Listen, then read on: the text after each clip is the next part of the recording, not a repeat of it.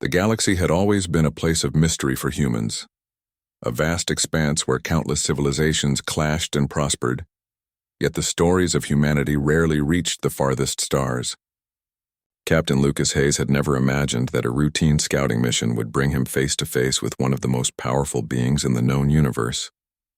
The message had arrived without warning, an encrypted transmission from an unknown source, requesting that he report immediately to the royal chambers of the alien Queen of Virelia. Lucas had spent years in deep space, exploring uncharted systems and encountering species that humans had only read about in history books. His ship, the Starhawk, was equipped for diplomacy as much as for combat, yet nothing in his experience had prepared him for the honor of being summoned by a queen. When he received the transmission, his crew had been stunned, sharing glances that blended excitement with apprehension. The queen's reputation was legendary. She was said to command an empire spanning hundreds of planets, and her tactical genius in war had kept her people safe from invaders for generations. Tales of her intelligence and ruthlessness circulated through space, making many who encountered her tremble. Yet now she wanted to see a human, and Lucas could not fathom why. When the Starhawk entered Virelia's orbital space, the planet revealed itself like a jewel. Luminous oceans glowed under the light of twin suns, while cities with towering spires stretched toward the sky. The docking bay where Lucas's ship settled was massive, capable of holding vessels 3 times the size of his own. The walls shimmered with a faint bioluminescence, responding to movement and thought in ways that made Lucas feel both awe and unease.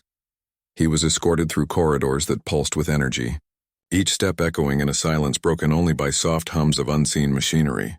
Guards, tall and imposing with translucent skin revealing flowing veins of light, flanked him on both sides. Lucas noticed how their movements were precise, synchronized in a way that suggested years of rigorous training. Yet despite their intimidating presence, there was no hostility, only a solemn acknowledgement of his position as the guest of the Queen. Finally, they arrived at the throne room, a space that defied conventional architecture. The ceiling arched impossibly high, filled with floating platforms that carried streams of light like rivers in the sky. The Queen's throne was at the center, and the moment Lucas laid eyes on her, he felt a strange mixture of fear and respect. Her presence was commanding, yet not oppressive. Her eyes glowed faintly, the color shifting between deep violet and emerald, and her voice when she spoke resonated in his mind rather than his ears.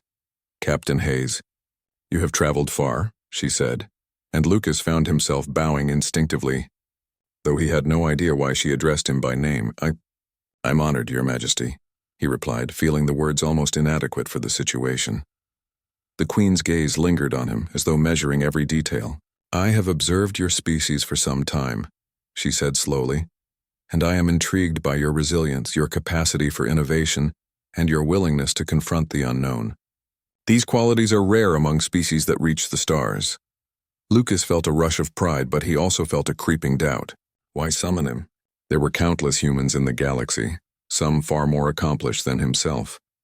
"I am flattered, Your Majesty, but I do not understand why you requested my presence specifically," he said cautiously.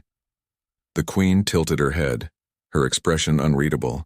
"There is a matter that concerns not only your species, but the balance of power in this sector of the galaxy. Something ancient has awakened, something that threatens all intelligent life. I have determined that humans may hold the key to preventing a catastrophe." Lucas's mind raced. Ancient threats, the balance of power. These were phrases that belonged in legend, not in real missions. Yet the urgency in her voice made him sit straighter, ready to respond. "What is it that I must do, Your Majesty?" he asked. The Queen rose from her throne, her movements fluid and almost ethereal. She walked toward a holographic projection that sprang from the floor, displaying a massive star system with multiple planets in alignment. "This is the Aerith system," she said. "Centuries ago, it was sealed off by my ancestors to contain a weapon of unimaginable power. It is now unsealed, and the entity within seeks to consume life indiscriminately. My scouts report that it senses humans as a significant threat, and may attack your homeworld if not stopped." Lucas felt the weight of the statement settle on him. He had faced dangerous situations before, but the idea that the fate of Earth might rest in his hands was staggering. "How can a single human make a difference against such a force?" he asked, his voice tinged with doubt. The Queen's gaze softened almost imperceptibly. "You are not alone, Captain. I will provide guidance, resources, and allies. But humans possess qualities that even the most advanced civilizations struggle to emulate: adaptability, courage, and the ability to defy expectations. That is why I requested you specifically." He swallowed hard, realizing the enormity of the task. "I will do whatever is necessary," he said, feeling a determination rising within him that he had not anticipated. The Queen nodded, her presence radiating a quiet authority. "Then you must first understand the nature of the threat," she said. The room shifted, and suddenly Lucas was surrounded by images and simulations of an enormous entity, a mass of energy and shadow that seemed to twist reality itself. Its form was unstable, constantly shifting, yet its intent was clear: destruction and consumption of all life. Lucas studied the projections, noting patterns and vulnerabilities in its energy flow. He realized that conventional weapons would likely be ineffective. The creature was not bound by matter as humans understood it, and any direct confrontation would be fatal without strategy and insight. "The key lies in resonance," the Queen explained, as though reading his thoughts. "This entity reacts to certain frequencies, not physical attacks.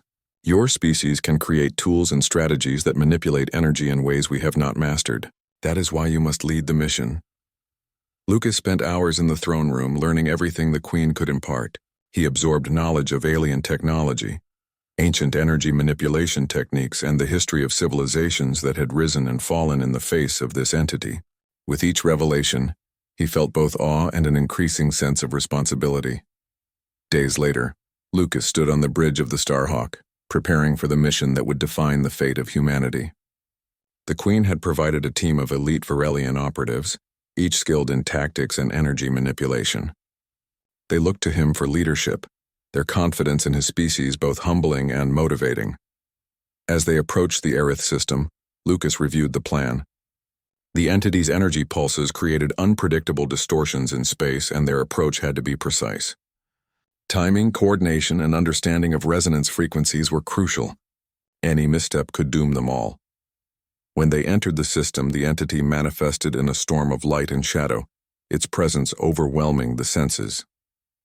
The Starhawk's instruments struggled to maintain readings, and even the Varelian operatives experienced disorientation. Yet Lucas remained focused, issuing commands and adjusting their course to exploit the patterns he had studied. The battle was unlike anything he had imagined. Energy waves collided, reality seemed to warp, and the Starhawk dodged and weaved through impossible trajectories. Lucas activated the human-designed resonance emitter, a device that amplified specific energy frequencies capable of destabilizing the entity's form. As the resonance pulse spread, the entity writhed and fluctuated, revealing weaknesses that could be exploited further.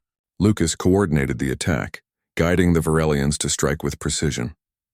Slowly, the entity began to contract, its chaotic form shrinking under the combined assault of human ingenuity and alien technology. Finally, with a coordinated pulse from the Starhawk and a synchronized strike from the Varelian fleet, the entity was contained. The system stabilized, the distortions vanished, and silence returned to space. Lucas allowed himself a moment to breathe, the enormity of their victory sinking in. Back on Varelia, the Queen awaited their return. Her eyes, glowing with quiet approval, regarded him as he stepped from the shuttle. "You have done what many deemed impossible," she said. "Your species has proven itself capable not only of survival, but of triumph against overwhelming odds." Lucas bowed, feeling a mixture of exhaustion and pride. "I could not have done it without your guidance, Your Majesty," he said sincerely. The Queen stepped closer, her gaze intense but not unkind. "You have earned the respect of my people and me. Humanity will no longer be seen as fragile or insignificant. You have shown that courage, intelligence, and adaptability can defy even the greatest threats."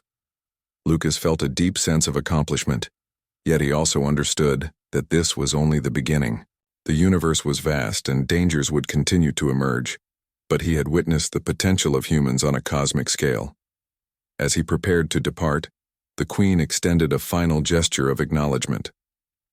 "Captain Hayes, your species has a place among the stars that far exceeds what even you may imagine. Remember this day, for it marks the moment humans truly began to be recognized not as observers, but as active shapers of the galaxy. Lucas nodded, the weight of her words settling.